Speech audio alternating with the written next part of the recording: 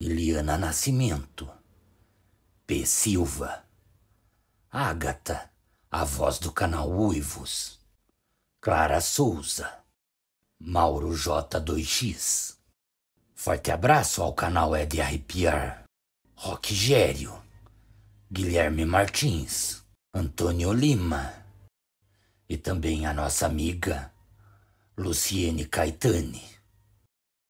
E se você também quer estar recebendo um salve do canal INS Oculto, escreva a palavra sobrenatural nos comentários deste relato.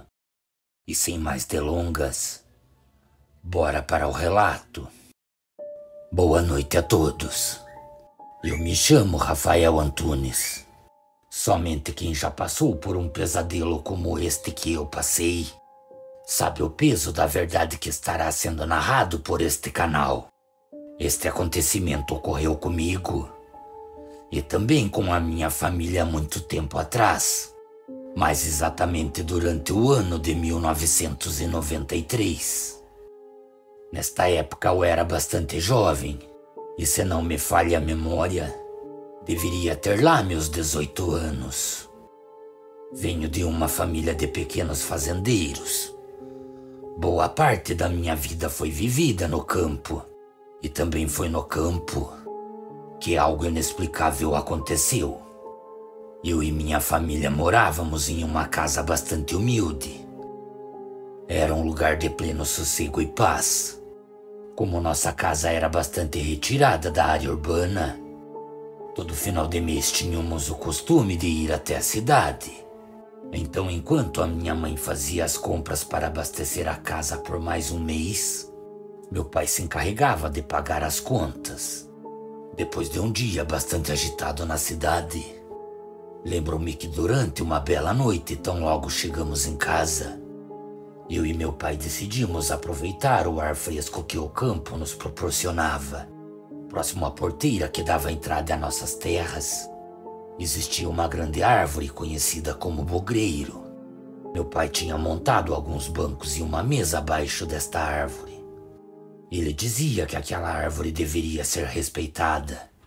E sempre que nos reuníamos abaixo dela, ele pedia licença a ela.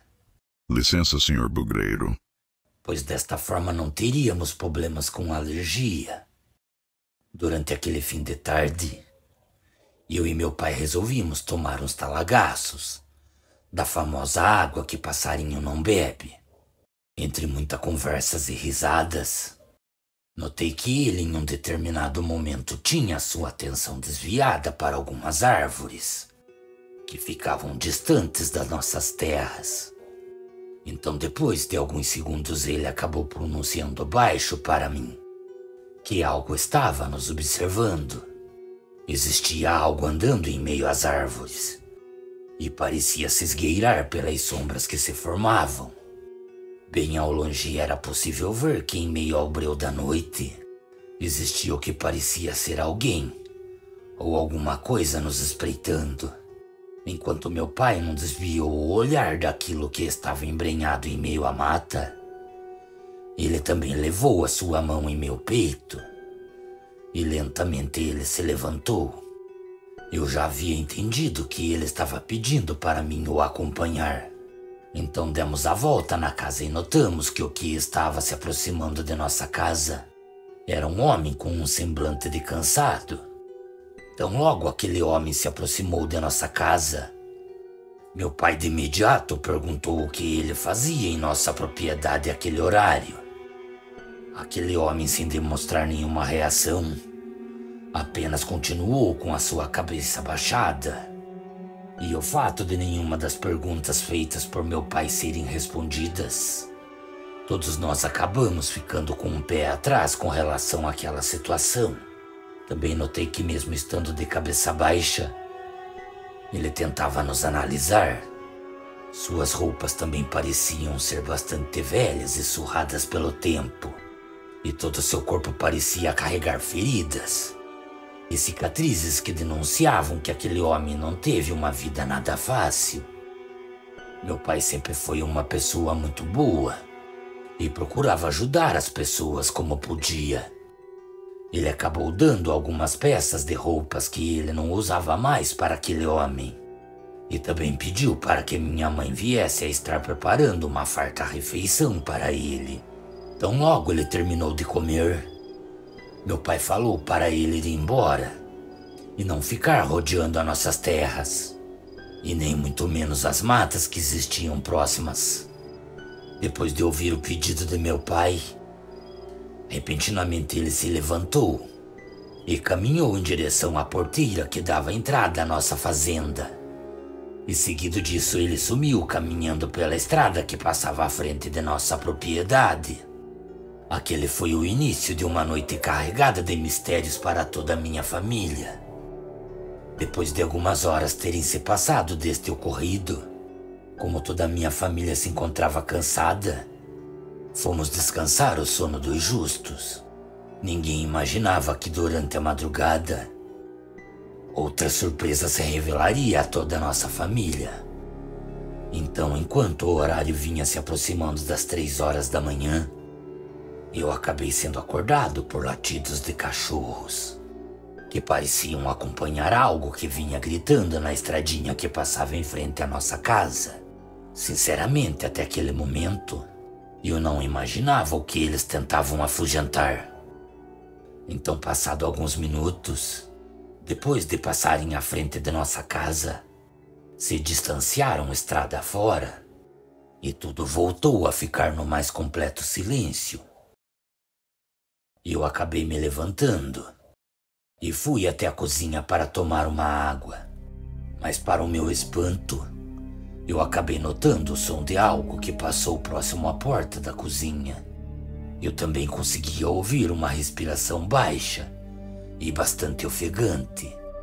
Não dei muita atenção para aquela situação, pois minha mãe tinha o costume de deixar restos de comida em alguns potes, para que os cachorros da região que apareciam em nossas terras pudessem se alimentar.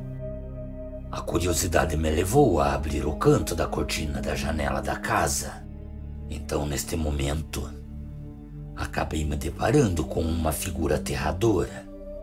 O que caminhava por nossas terras tinha o rosto como de um jumento. Seus dentes pareciam se projetar para fora de sua boca, deixando desta forma sua arcada dentária completamente expostas para fora de sua boca. A criatura também possuía orelhas que não eram tão longas, e seus olhos eram vermelhos como brasa viva. Boa parte de seu corpo era completamente coberto por pelos acinzentados, que saíam de sua cabeça e percorriam por toda a extensão de suas costas. Aquela criatura parecia sentir que eu estava ali, pois seu olhar não desviava da janela que eu me encontrava. O choque de realidade naquele momento me fez perder as forças. E eu, naquele momento, acabei chegando perto de perder minhas forças. Aqueles foram momentos de total terror, que só passaram alguns minutos depois que a criatura correu novamente em direção à mata. Meu pai, ouvindo todo aquele barulho ao redor da casa, acabou se acordando. E quando chegou na cozinha e me viu atônito olhando pela janela, percebeu que algo estava errado. E o que estava rondando as nossas terras também poderia retornar. Então, depois de me ajudar a recuperar as minhas forças, lentamente eu e ele caminhamos até a janela e ficamos olhando para fora, enquanto eu o contava o que tinha visto. Ele acreditava que o medo poderia ter me feito ver coisas. Ele falava em uma tal de pareidolia, que se tratava de uma situação em olhar para um lugar e confundir sombras com coisas inimagináveis.